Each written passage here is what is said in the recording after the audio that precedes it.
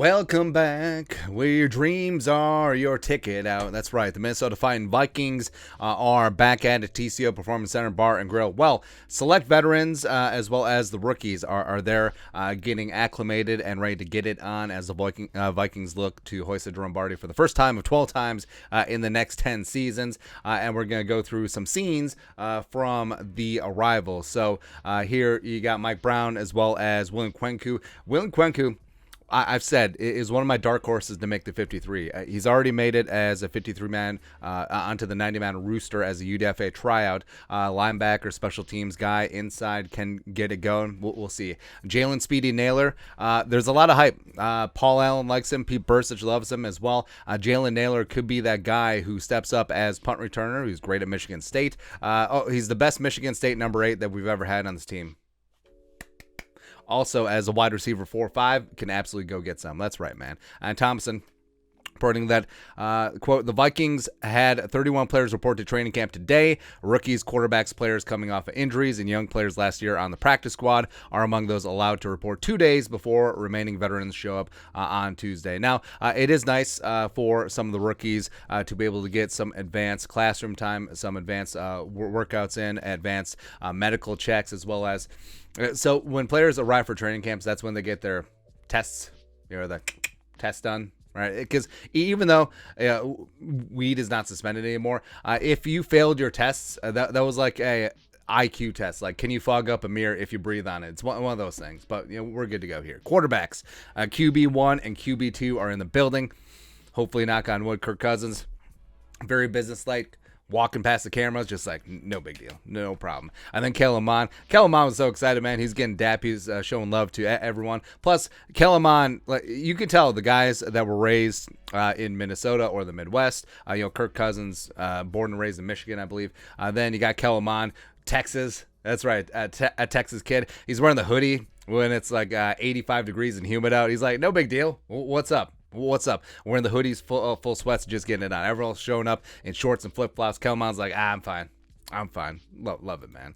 Then you got Useze Otomehu coming in from the Golden Gophers. Could be a 5-tech of the future for the Vikes. Also, Lewis Scene, Murder Scene, Stacks, Bodies, whatever we've determined his nickname is going to be. I absolutely love and adore Lewis Scene. I think that he's going to light up this league. I think that he's going to be a stalwart on the back end of this Vikings defense. I think that he's going to bring an edge and an energy to this defense that it hasn't really had in the last 2 years. Absolutely, man. I think Andrew Booth Jr. just inked. That's right. Final rookie to sign. I do, again, knocking on all the wood. Hopefully he's healthy. Hopefully he's good to go. He can hit the practice field running on Wednesday and potentially secure himself some really nice playing time this year on the outside at cornerback. And then also you got... So the two UDFA edge rushers, you have Luigi Villain coming out of Wake Forest as well as McLeod coming out of the U. And I think that there are two guys that have great college tape. I think that it wouldn't have shocked anyone if they would have been late day 3, 6th or 7th round picks, especially Villain.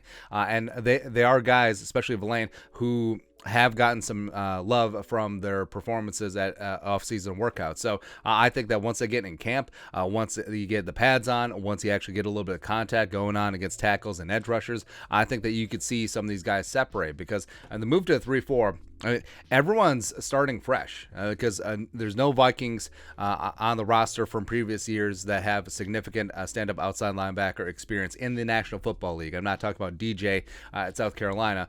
So it's fresh and brand new. So the competition's completely wide open. Beyond Daniil and Za'Darius, I think that's pretty much spoken for already. Then Amir Smith-Marsette. Amir, ISM is quickly becoming one of my favorites. So first off, he got a training camp due. He's tweeting the picture of the Joker out all the time. So he's got the the green and the purple going on. That's right. And then doing a little dance, make a love, getting down tonight. Talk about coming getting a ring. He's got that walking boot off that kept him out of the bulk of offseason work. So he's going to be revved up, ready to go. He's going to be in the thick of the punt return battle as well as, could he be Wide receiver 3.5, wide receiver 4, somewhere in there. Absolutely, man. And then just wrapping it up. So Blake Pearl tweeting a picture out. It looks like a hotel room, but a lot of the Vikings young players who may not have apartments or leases or houses in the Twin Cities, they've been put up at the team hotel that's right next to the facility. So Blake Pearl getting settled in. It's a little bit nicer than a Red Roof Inn. What can you do? We got nice digs. Also, you got Jalen Speedy Naylor. That's one of the nice things about showing up at training camp. You get all the swag, beyond your jerseys, beyond your team issued uniforms and sweats and hoodies and all that stuff. Justin Friggin Jefferson. So he has this exclusive deal going out with Lids. So he's got some absolutely dynamite and fire hats going on, man. So it's fantastic to see. So it does feel like going back to school.